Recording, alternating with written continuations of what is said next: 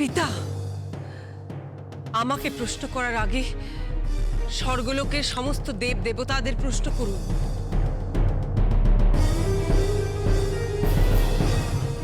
কেন, কি কারণে হঠাৎ বিষ্ণু বাহন গরুড়কে স্বর্গদ্বার রক্ষা করার অধিকার দেওয়া হলো?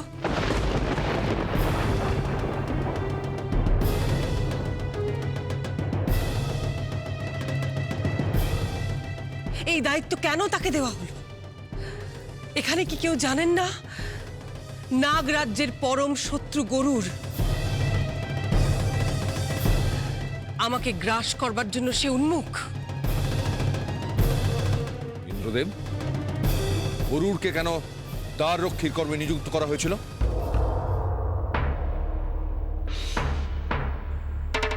আগে প্রভু, এ বিষয়ে বিষ্ণুদেবী অবগত আছেন, উনি উত্তর দিতে পারবেন। কেন বিষ্ণুবাহন গরুড় দ্বাররক্ষীর কার্যে নিযুক্ত হলেন সে বিষয়ে আমি অবগত নই দেবাদিদেব। বিষ্ণুদেব, এর অর্থ আপনি আমার শপথ ভঙ্গ করতে চেয়েছেন।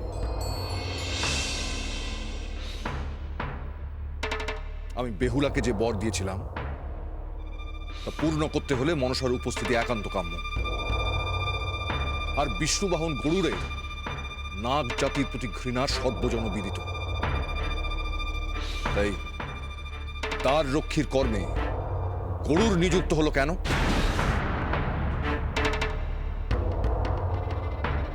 আপনি শান্ত হন, আপনি শান্ত হন দেবাদিদেব।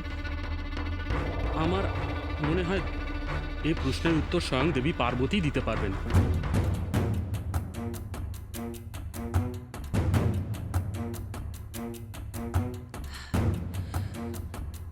আমি অত্যন্ত অপমানিত বোধ করছি পিতা।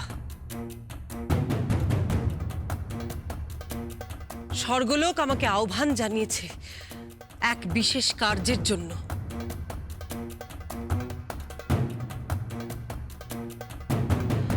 কিন্তু আমাকে বিনাশ করাই যদি সকলের উদ্দেশ্য হয়, তাহলে কেন কেন আমি আপনাদের সকলের শপথ রক্ষা করতে সাহায্য করব?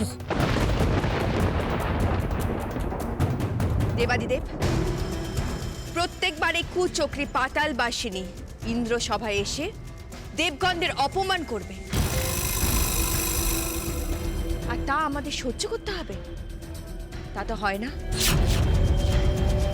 এ হেন অবিচার আমি অন্তত সহ্য করব না। তাই ইন্দ্র সভায় আমি আর উপস্থিত থাকতে পারছি না প্রভু।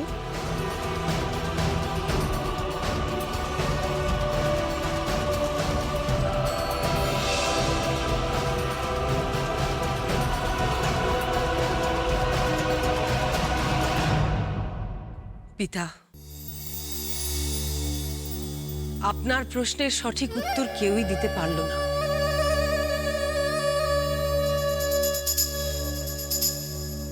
উত্তর আমি দিচ্ছি।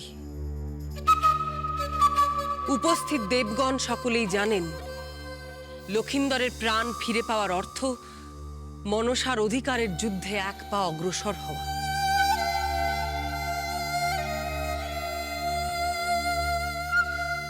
অনতিকালের মধ্যেই সসম্মানে তাকে স্বর্গলোকে আহ্বান জানাতে হবে। আর তাই সকলেই আমাকে প্রতিহত করতে চান।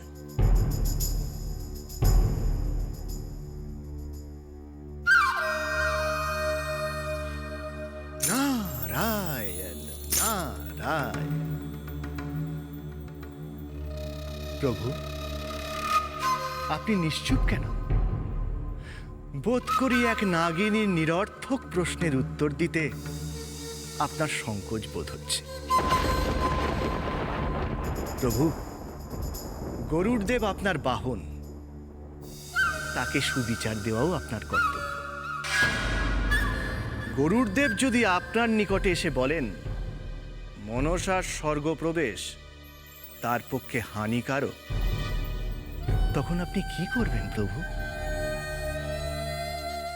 আপনাকেও তো গরুড়দেবকে নিজ খাদ্য সংগ্রহ করার অধিকারটুকু প্রদান করতেই হবে।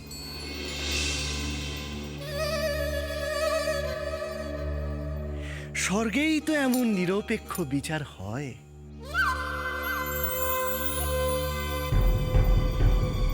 অহো, কি অপূর্ব এক স্বর্গ! নারায়ণ নারায়ণ।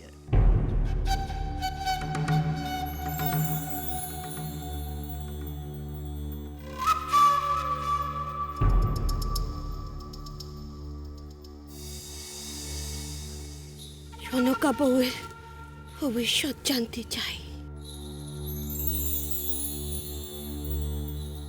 তার বেটার কি হলো তা জানতে চাই, জানতে চাই আমি।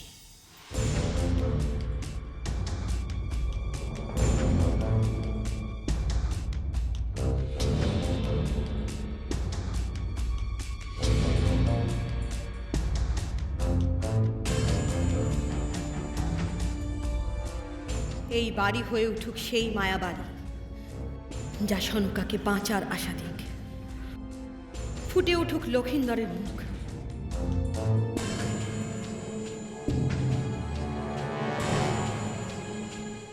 সনকা বউ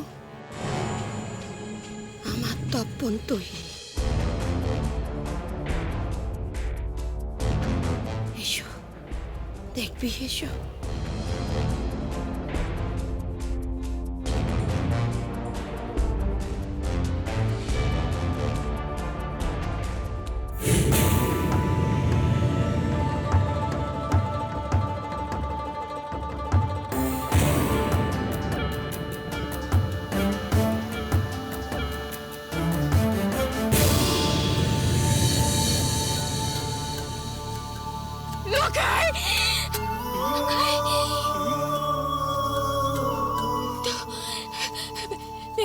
বেহুলা মা, মা, বেহুলা মা, আমি দেখতে পাচ্ছি। বেহুলা মা লকাইকে নিয়ে শখে লকাই দেহ পড়ে আছে। এ বাবা, আমার কথা শুনতে পাচ্ছিস?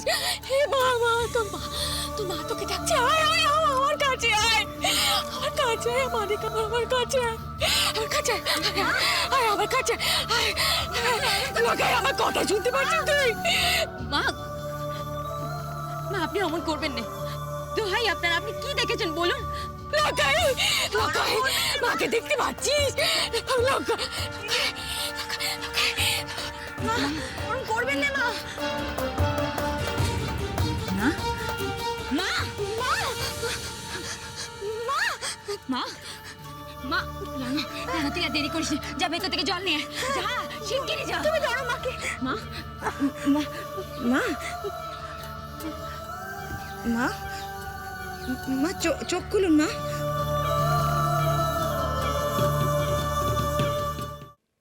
মনসা, তুমি মিথ্যা অভিযোগ করছো।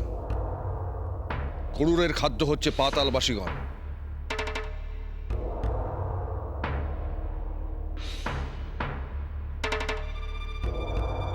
খাদ্য সন্ধানের অধিকার সবার রয়েছে, তাই গরুরকেও সেই অধিকার দিতে হবে।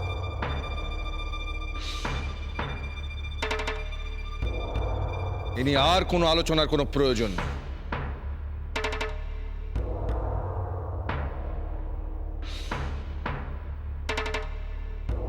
তুমি যে কার্যসিদ্ধির জন্য স্বর্গলোকে প্রবেশ করেছো তা সম্পূর্ণ করো।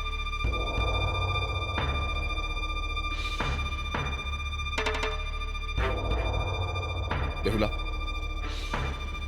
প্রভু, তুমি মনসার হস্তে লক্ষিন্দরের অস্থি সমর্পণ করো।